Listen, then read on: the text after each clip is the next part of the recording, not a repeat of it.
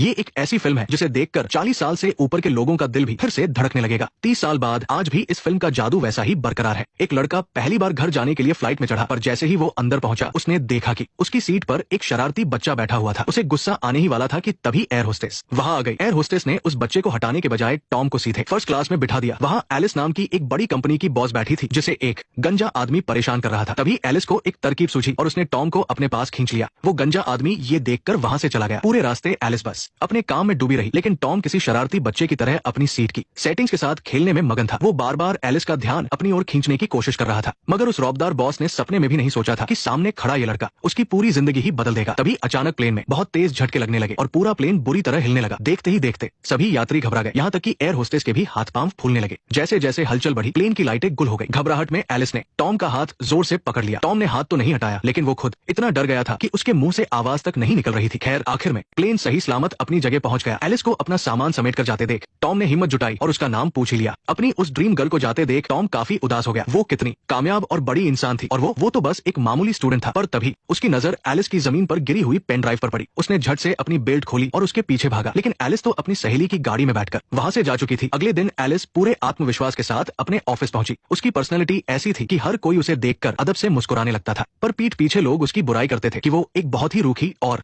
Boring औरत है। लेकिन एलिस को इन फालतू बातों से कोई फर्क नहीं पड़ता था। उसका पूरा ध्यान बस अपने काम पर था ताकि वो मैगजीन की अगली चीफ एडिटर बन सके। लेकिन उसे तब बड़ा झटका लगा जब बॉस ने वो कुर्सी एना को दे दी। एलिस को समझ नहीं आ रहा था कि बॉस ने ऐसा क्यों किया, क्योंकि काबिल तो वही थी। तभी बॉस ने जो कहा उसे सुनकर तो एलिस के पैरों तले जमीन ही खिसक गई। बॉस ने कहा कि भले ही एना तुम्हारे जितनी काबिल नहीं है, पर वो खुशमिजाज है। ऑफिस में सबके साथ उसकी अच्छी बनती है और उसके आइडियाज भी काफी नए और दिलचस्प होते हैं। कंपनी की तरक्की के लिए ऐसी सोच जरूरी है, जबकि तुम हमेशा इतनी गंभीर और उखड़ी उखड़ी सी रहती हो। तुम्हारे अंदर एना जैसी एनर्जी और जोश कहाँ है? बॉस की ये बातें सुनकर एलिस ने कोई बहस नहीं की। उसने चुपचाप सच को स्वीकार कर लिया और खुद को काम में झोंक दिया। जब एलिस ने अपना कंप्यूटर खोला तो उसे पता चला कि उसकी पेन ड्राइव गायब है। वो घबरा गई। तभी उसकी नजर स्क्रीन पर चिपकी एक पर्ची पर पड़ी जिस पर लिखा था कि आज कोई लड़का उसका कुछ सामान देने आया था, पर उस वक्त वो बहुत बिजी थी। एलिस ने फौरन उस नंबर पर फोन लगाया। उस वक्त टॉम अपने दोस्तों के साथ एक बार में पार्टी कर रहा था। उसने खुशी खुशी एलिस को वहां का पता बता दिया। एलिस बिना वक्त बर्बाद किए सीधे उस बार की तरफ निकल पड़ी। ये पहली बार था जब वो ऐसी शोर शराबे वाली जगह पर आई थी, पर उसके दिमाग में बस एक ही बात चल रही थी कि जल्दी से पेन ड्राइव मिले और वो काम पर वापस जाए। मगर पेन ड्राइव टॉम के पास नहीं थी, इसलिए एलिस को उसके साथ उसके घर जाना पड़ा। जब एलिस बार से बाहर आई तो वो दंग रह गई। उसके सामने एक पुरानी सी गुलाबी रंग की स्कूटी खड़ी थी। उसने कभी सोचा भी नहीं था कि उसे ऐसी अजीब सवारी पर बैठना पड़ेगा, पर जब उसने टॉम की आंखों में वो सच्चाई देखी तो वो मान गई। एलिस को हेलमेट पहनने में थोड़ी मुश्किल हो रही थी, तो टॉम ने उसकी मदद की। तभी किसी ने छुपकर उनकी फोटो खींच ली। उस फोटो में ऐसा लग रहा था जैसे वो दोनों एक दूसरे को किस कर रहे हो। ये तो बड़ी सनसनीखेज खबर थी। खैर एलिस को उस लड़के पर पता नहीं क्यों पर बहुत भरोसा हो गया था। वो चुपचाप उसके पीछे घर तक चली गई। पेन ड्राइव मिलते ही एलिस एक पल भी नहीं रुकी और तुरंत वहां से निकल गई। टॉम कुछ कहना चाहता था, पर एलिस के इस बर्ताव ने उसका दिल तोड़ दिया। उसे बहुत बुरा लगा, पर उस लड़के को अंदाजा भी नहीं था कि वही लड़की बहुत जल्द खुद उसके पीछे आने वाली है।